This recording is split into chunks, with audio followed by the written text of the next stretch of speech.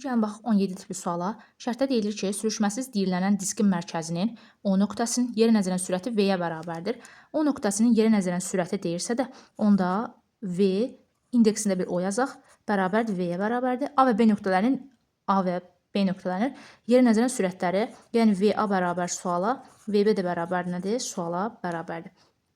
İndi hansı ki, görürəm ki, O nöqtəsinin yerə qədər olan məsafəsi çevrənin radiusuna bərabərdir. Yəni onda RO bərabərdir kiçik R-ə.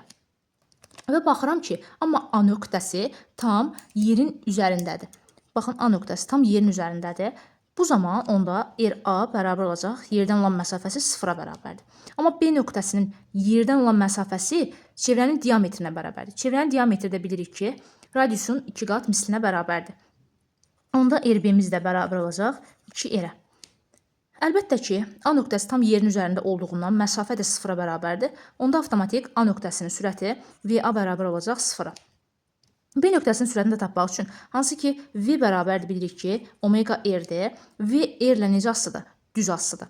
Bu zaman baxıram ki, O nöqtəsinin radiusu R-ə bərabərdir. B nöqtəsinin radiusu 2R-ə bərabərdir. Deməli, radius O nöqtəsinin radiusundan neçə dəfə çox oldu? 2 dəfə çox oldu. Deməli, elə onda B nöqtəsinin sürəti O nöqtəsinin sürətindən 2 dəfə çox olacaq. Yəni, VB bərabər olacaq 2 vuraq VO-ya. O da bərabərdir 2 vuraq VO-muz var V.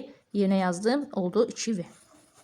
Gördüyümüz kimi A nöqtəsinin sürəti oldu 0, B nöqtəsinin sürəti oldu 2V.